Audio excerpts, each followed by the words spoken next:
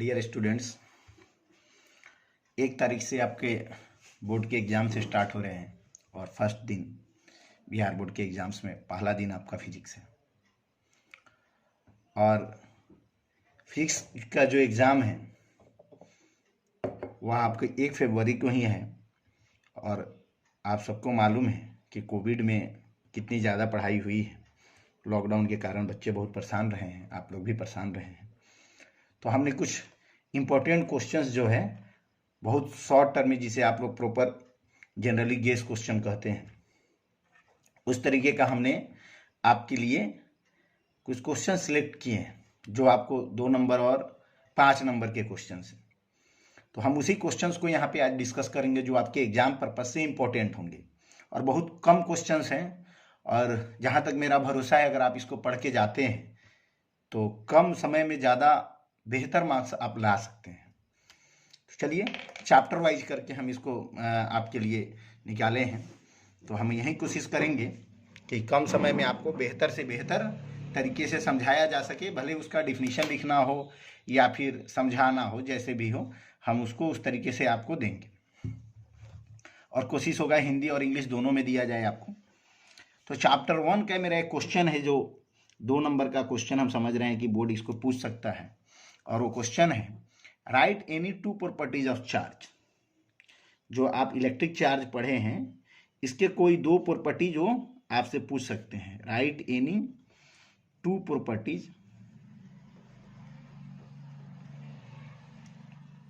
Of charge. एक question आपसे वो पूछ सकते हैं कि आवेश के किन्हीं 2 गुणों को लिखें। आवेश के किन्हीं 2 गुणों को लिखें। एक क्वेश्चन उनका हो सकता है आपसे 2 नंबर में, आवेश के किन्हीं 2 गुणों को लिखें।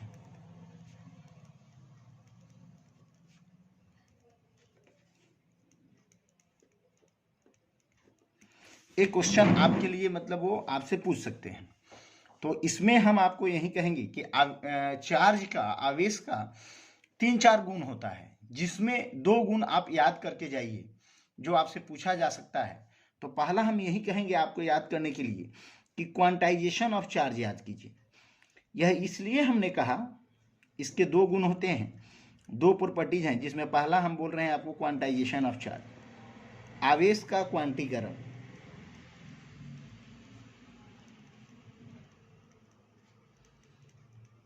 इससे इजी भी 1-2 गुण है जो आप याद कर सकते हैं, लेकिन हमने क्वांटाइजेशन इसीलिए आपको बताया है क्योंकि कभी कभी ऐसा होता है कि अलग से क्वेश्चन आ जाता है what is quantization of charge. तो इसको यहाँ पे हम लोग समझ लेते हैं, हम लोग के लिए बेहतर होगा। तो एक साथ में दोनों काम हमारा हो जाएगा। तो हम क्वांटाइजेशन ऑफ चार्ज को ये बोलते हैं, पहले इसको हम लिखते हैं फिर आपको समझाते हैं। Quantization of charge, according to this property,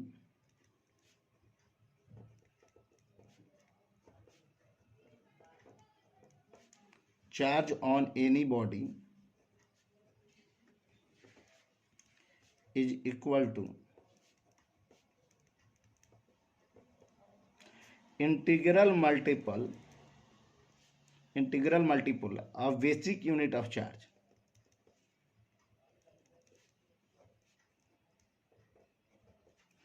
According to this property, charge on any body is equal to integral multiple of basic unit of charge. इसका हिंदी भी हम लिख देते हैं, आवेश के इस गुण के कारण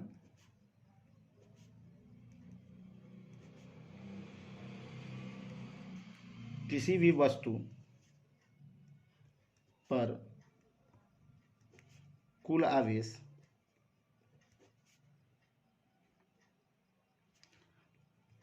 आवेशों के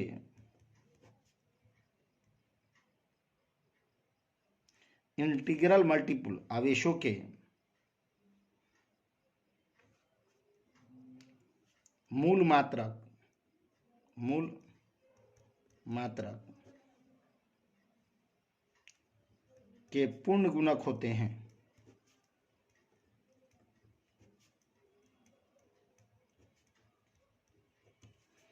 आवेश के इस गुण के कारण किसी वस्तु पर कुल आवेश आवेशों के मूल मात्रक के पूर्ण गुणक होते हैं, अर्थात Q is equal to N E, Q is equal to N E plus minus N E, जहां पर n जो है हमारा नंबर ऑफ इंटीजर है, पूर्णांक होगा आपका, जिसको हम लोग क्या बोलते हैं 1 2 3 ऐसे करके, और E is equal to plus minus basic unit of charge, इसको बोलते हैं 1.6 into 10 to the power minus 19 coulomb. This is called basic unit of charge. Charge का सबसे छोटा मात्रक जो कहाँ मिलता है आपको, इलेक्ट्रॉन और प्रोटॉन पे। इससे छोटा चार्ज संभव नहीं है।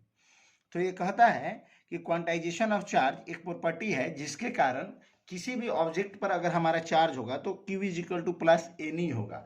प्लस एन ई कहने का अर्थ ये होता है, प्लस एन ई कहने का मतलब ये है कि एन जो है नंबर ऑफ इंटीजर है और ई जो है हमारा बेसिक यूनिट ऑफ चार्ज है। अर्थात कहने का शब्द ये हुआ कि ई जो है ये इलेक्ट्रॉन का चार्ज होता है। जब आप कभी भी किसी ऑब्जेक्ट को चार्ज करते हो तो वो तो इलेक्ट्रॉन या तो गेन करता है या लूज करता है। तो एक बार में वो एक ही इलेक्ट्रॉन को लूज करेगा या एक इलेक्ट्रॉन को गेन करेगा। जब वो इलेक्ट्रॉन को लूज करेगा उस टाइम में उस पर कौन चार्ज आ जाएगा, प्लस। अगर इलेक्ट्रॉन को गेन कर लिया तो कौन सा चार्ज आ जाएगा, माइनस। तो इस हिसाब से यहाँ पर Q is equal to plus minus N E में आपका n क्या होना चाहिए, हमेशा इंटीजर होना चाहिए। या तो एक बार में एक इलेक्ट्रॉन को देगा या एक इलेक्ट्रॉन को लेगा, इसलिए n का वैल्यू 1 2 3 होना चाहिए, 1.5 नहीं होगा। ऐसा नहीं होगा कि आधा इलेक्ट्रॉन निकल गया आधा अंदर रह गया, ऐसा होता नहीं है। एक बार में पूरा इलेक्ट्रॉन निकलेगा तो एक बार में ये पूरा चार्ज जाएगा 1.6 into 10 to the power minus 19 coulomb, ये पूरा का पूरा चार्ज जाएगा। तो ये होता है आपका क्वांटाइजेशन ऑफ चार्ज। अब इस पर बहुत सारे क्वेश्चन आते हैं, तो उतने सारे क्वेश्चंस तो हम नहीं कर पाएंगे क्योंकि हमारे पास उतना अब टाइम भी नहीं है और हमें सिर्फ बोर्ड पर्पज से ही ध्यान देना है। तो याद रखिएगा Q is equal to plus minus N. यहीं पे एक ऑब्जेक्टिव का क्वेश्चन था 2018 में पूछा गया था कि जब कोई ऑब्जेक्ट इलेक्ट्रॉन को लूज करता है या गेन करता है तो उसके मास में क्या बदलाव आता है। तो उसके मास क्या कांस्टेंट रहते हैं, नहीं, उसके मास कांस्टेंट नहीं रहते हैं। उसके मास बढ़ भी सकते हैं, उसके मास घट भी सकते हैं, दोनों होता है। अगर वो इलेक्ट्रॉन लूज कर रहा है कि इलेक्ट्रॉन गेन कर रहा है, इस चीज पे वो डिपेंड कर रहा है कि कौन सा कंडीशन है। तो इसलिए इसमें दोनों चीजें संभव है। जो दूसरा क्वेश्चन है हमारे ख्याल से जो आपसे पूछा जा सकता है इस चैप्टर से, that was the define electric dipole moment and write its SI unit. जो सेकेंड क्वेश्चन है, that was the define electric dipole. अच्छा एक सेकेंड, इसमें हमने आपको दो प्रॉपर्टीज बोला था जिसमें अभी हम एक ही प्रॉपर्टीज आपको डिस्क्राइब किए हैं। दूसरा कर देते हैं, दूसरा लिख लीजिए, बाद में क्वेश्चन देखेंगे हम लोग। जो दूसरा प्रॉपर्टीज है जो आपके लिए आसान होगा, that was the conservation of charge. आप लिख लीजिए कंजर्वेशन ऑफ चार्ज, जो होता है कि charge can neither be created nor be destroyed, इसको लिख लीजिए। दूसरा जो होगा वो आपका होगा conservation of charge.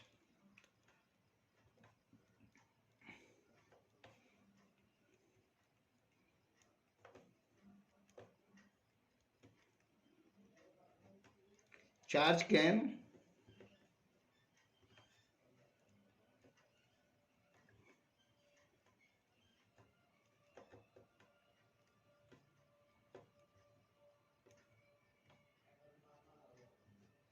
it can only transferred from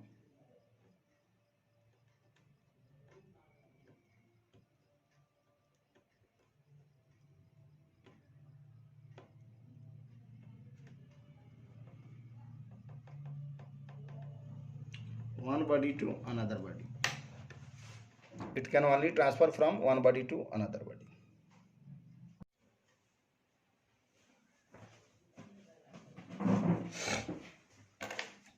आवेश का संरक्षण, इसको हिंदी में क्या बोलेंगे, ऊर्जा को ना, ऊर्जा का ना निर्माण किया जा सकता है, ऊर्जा का न ऊर्जा का निर्माण एवं विनाश, सॉरी ऊर्जा नहीं, हम यहाँ क्या पढ़ रहे थे आज, आवेश, सॉरी, आवेश का निर्माण एवं विनाश संभव नहीं है। इसे सिर्फ एक वस्तु से दूसरे वस्तु पर स्थानांतरण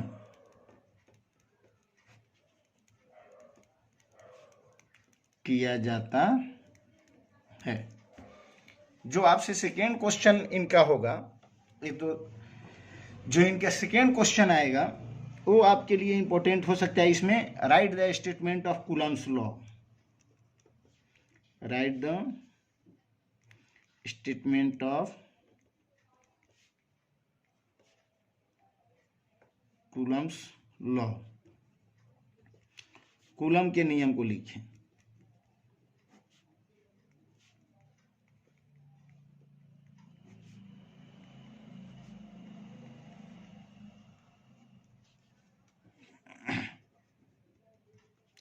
right the statement of Coulomb's law, coulomb के नियम को लिखें। तो इसमें क्या होता है, कूलम का लॉ आप भी जानते होंगे। अभी इसमें होता क्या है कि ये जो कूलम्स लॉ है ये दो चार्ज के बीच में एक्ट करता है। जैसे दो चार्ज अगर लिखे हैं, लिए हैं Q1 और Q2, तो इसके बीच लगने वाला एक फोर्स है और इनके बीच के में अगर कुछ डिस्टेंस है r, सपोज डिस्टेंस है, तो क्या कहता है law, according to this law force acting between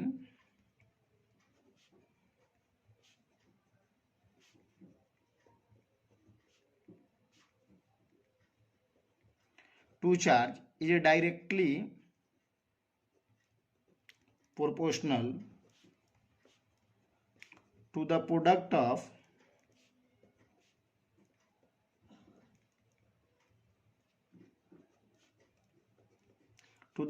of magnitude of both charge and inversely proportional to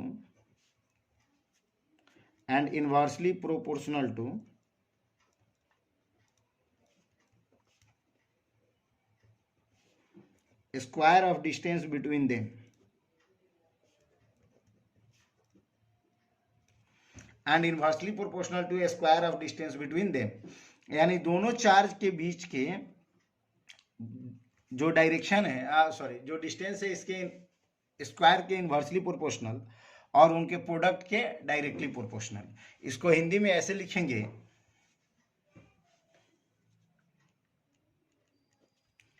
इस नियम के अनुसार,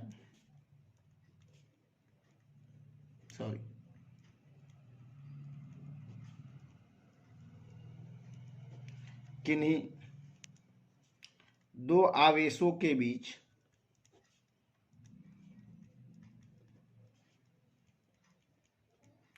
लगने वाला बल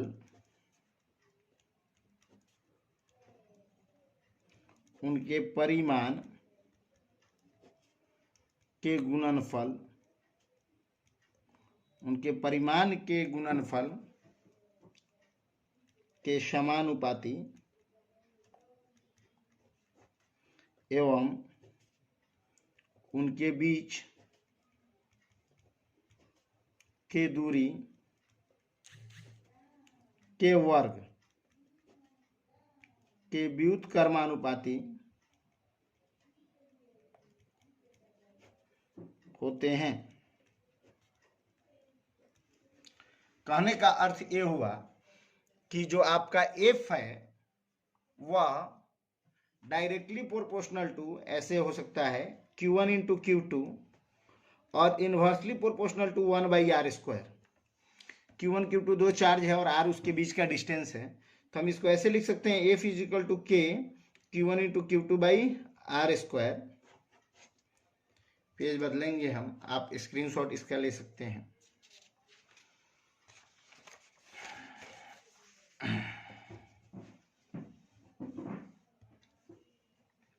थोड़ा सा मैं आपको पुराना वाला पेज एक बार और दिखा देता हूँ, अदरवाइज आप कहेंगे कि सर ने बहुत कम समय दिया हमें, पेज टर्न कर दिए बहुत जल्दी। तो आप इसको देख लीजिए एक बार थोड़ा सा अच्छे से।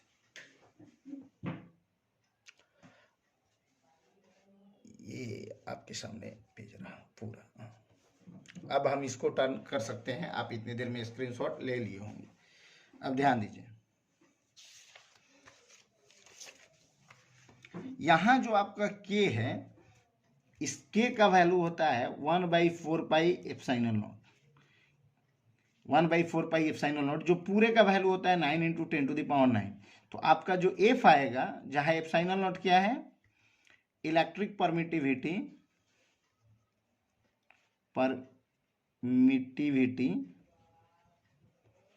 ऑफ फ्री स्पेस, मुक्त स्थान की विद्युतशीलता इसको कहते हैं। इसका वैल्यू होता है 8.85 × 10⁻⁻12 फैराड पर मीटर। यहाँ हमने फैराड टर्म्स का यूज किया है, फैराड पर मीटर। ये वैल्यू बहुत बार आपके एग्जाम्स में पूछा हुआ है, ये वाला वैल्यू, तो याद रखिएगा 8.85 × 10⁻⁻12, और यूनिट भी इसके पूछते हैं, फैराड पर मीटर। तो मुक्त स्थान की जगह पर मुक्त आकाश या फ्री स्पेस आपको लिखा हुआ मिल सकेगा, या वैक्यूम भी लिखा हुआ मिल जाता है, तो आप इसमें कंफ्यूज नहीं होंगे। ε0 का वैल्यू होता है 8.85 × 10⁻⁻12 फैराड पर मीटर। अब लिखेंगे यहाँ पे therefore force between both charge in vacuum oblique free space में हम क्या यूज कर लेंगे, F =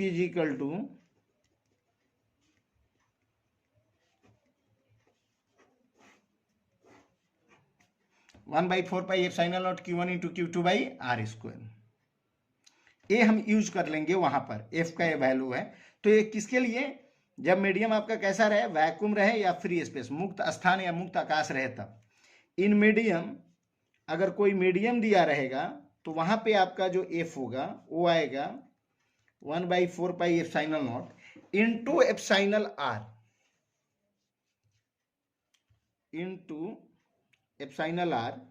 Q1 × Q2/r²। ये जो εr होगा, ये इलेक्ट्रिक परमिटिविटी होगा मीडियम का, जिस मीडियम में हम बात कर रहे हैं उसकी। इसका वैल्यू आपको क्वेश्चन में गिवन होता है, इलेक्ट्रिक परमिटिविटी ऑफ मीडियम, माध्यम का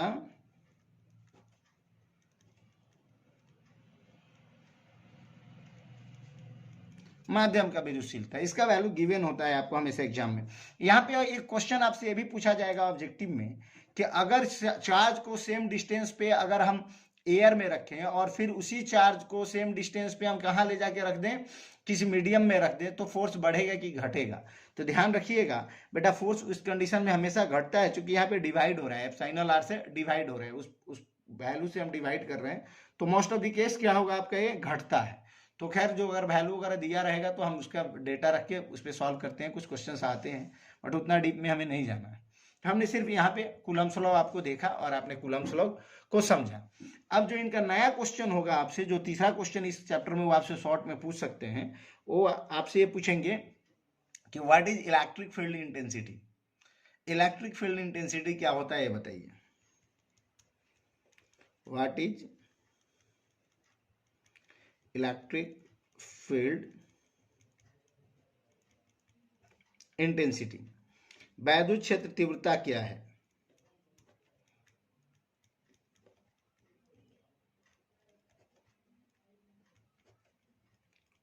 what is electric field intensity, इनका क्वेश्चन ये होगा। तो आप देखिए, इसको ऐसे समझते हैं, किसी भी चार्ज में के आसपास अगर कोई दूसरा चार्ज आता है तो उसके ऊपर क्या लगता है, फोर्स लगता है।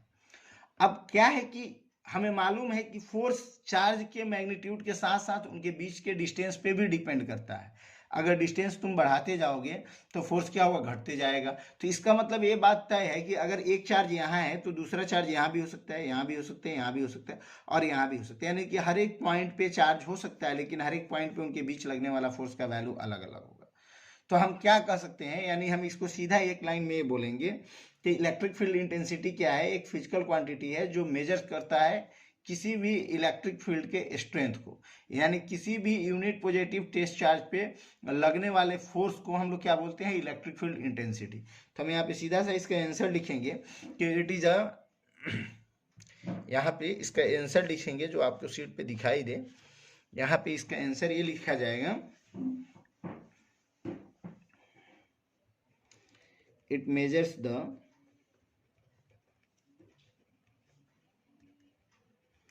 strength of electric field intensity. It is equal to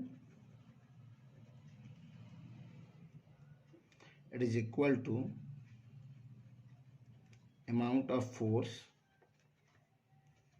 experienced by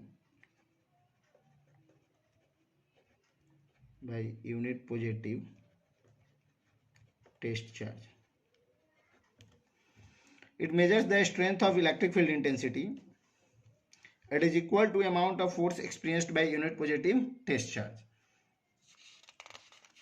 इसको हिंदी लिख देते हैं, फिर उसके बाद इसको समझाते हैं.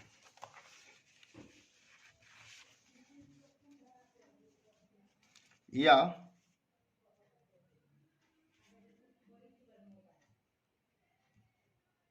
वैद्युत क्षेत्र की तीव्रता को मापता है.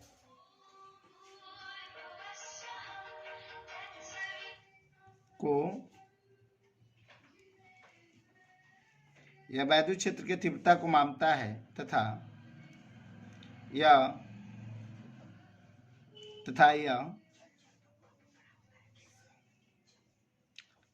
यूनिट फोर्स किसके बराबर होता है? जो फोर्स एक्ट करता है ना यूनिट पॉजिटिव टेस्ट चार्ज पे लगने वाले फोर्स के बराबर होता है तथा यह प्रति एकांक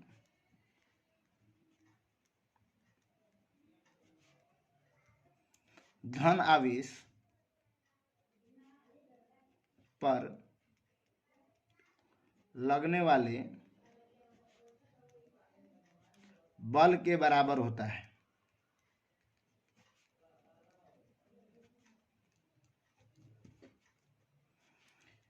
इसको ई से डिनोट करते हैं. इसका मतलब ये हुआ E is equal to F by Q naught. Q naught test charge है जिसको परीक्षण आवेश कहते हैं.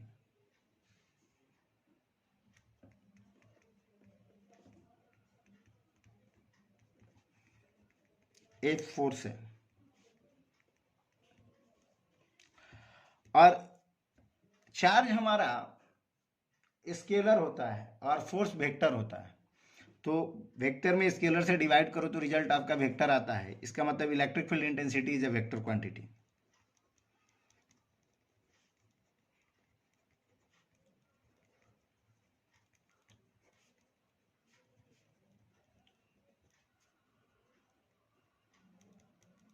इसका मतलब ये हुआ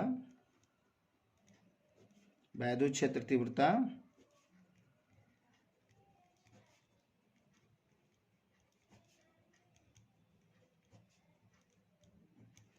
कैसा राशि है? इलेक्ट्रिक फील्ड क्वांटिटी एक सदिश राशि है. इसके एसआई यूनिट आपसे बहुत पूछे जाते हैं. SI unit of electric field intensity force का न्यूटन होता है, चार्ज का कूलम होता है, तो आप कह देंगे न्यूटन पर कूलम. इसके डायमेंशन आपसे पूछे जा सकते हैं तो आप इसके डायमेंशंस को भी लिख देंगे. फोर्स का एम एल टी का पावर -2 और चार्ज का ए टी या आई टी, तो एम एल टी का पावर -3 ए का पावर -1. कभी कभी एग्जाम्पल में ऑप्शन में एक के जगह पर आई लिखा हुआ मिल सकता है, ऐसा आ जाएगा. अब देखिए ये आपका एक क्वेश्चन रहा उसका इलेक्ट्रिक फील्ड इंटेंसिटी. इसी चैप्टर से 2 नंबर का एक और प्रश्न आपसे ज्यादातर पूछा जा सकता है. वो है आपका what is electric dipole moment. What is electric dipole moment. वैद्युत द्विध्रुव आघूर्ण क्या है?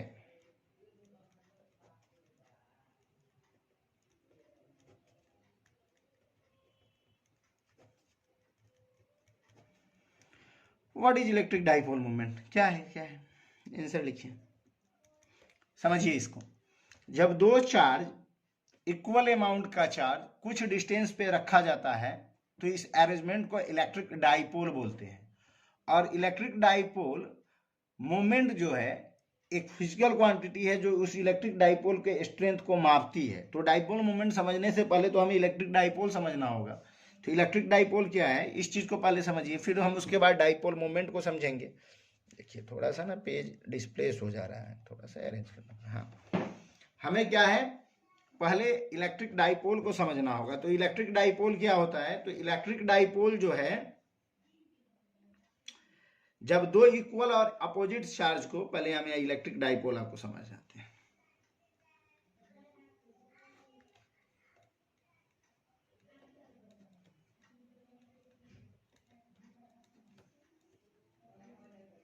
when two equal and opposite charge are separated by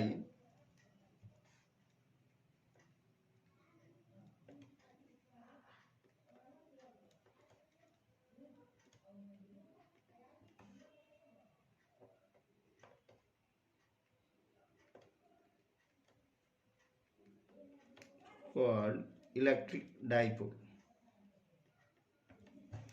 जब दो समान एवं विपरीत आवेश, जल्दी से आप इसका स्क्रीनशॉट लीजिए, फिर हम पेज को पलटेंगे।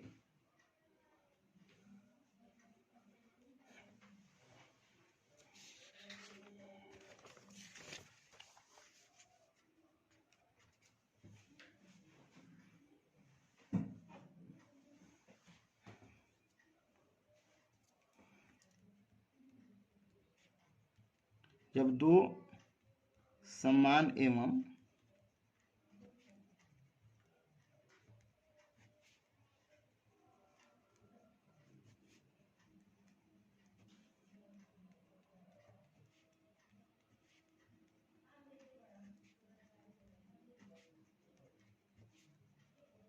रखे हो तो उसे वैद्युत द्विध्रुव कहते हैं।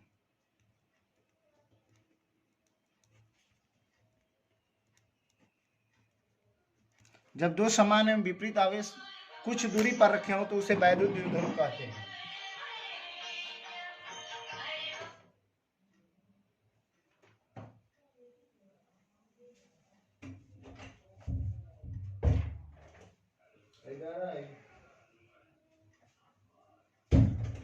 तो उसे वैद्युत द्विध्रुव कहते हैं। देखिए इसका डायग्राम कैसे बनेगा,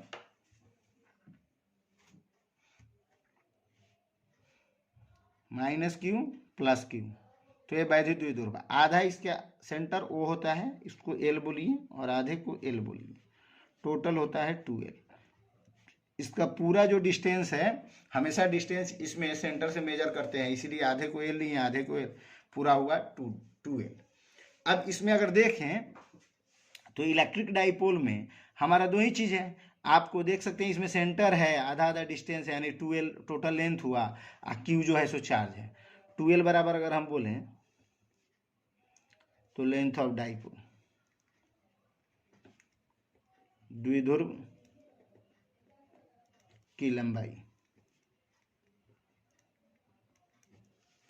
अब यहां पे बात करें हम इलेक्ट्रिक डाइपोल मोमेंट की,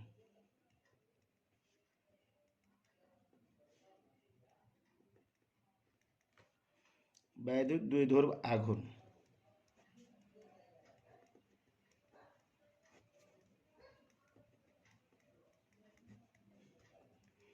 तो एक फिजिकल क्वांटिटी है जो इसके स्ट्रेंथ को मापता है। It measures the strength of electric dipole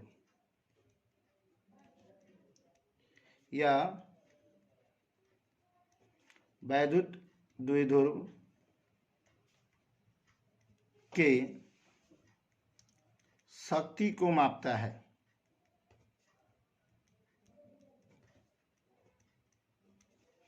it measures the strength of electric dipole या वैद्युत द्विध्रुव के शक्ति को मापता है।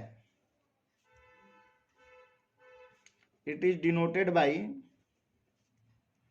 P, इसे P से सूचित करते हैं।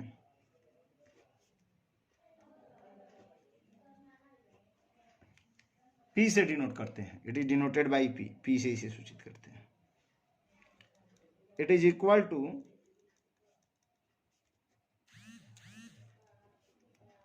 Product of charge and length of dipole. इस चार्ज को इस 12 से मल्टीप्लाई कीजिए तो P के बराबर हो जाएगा, या आवेश एवं द्विध्रुव के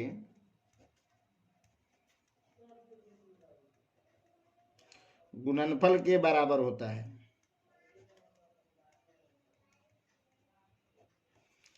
अर्थात हैंस अतः या therefore P is equal to 2L3। P हमारा 12Q के बराबर होगा और इसका SI यूनिट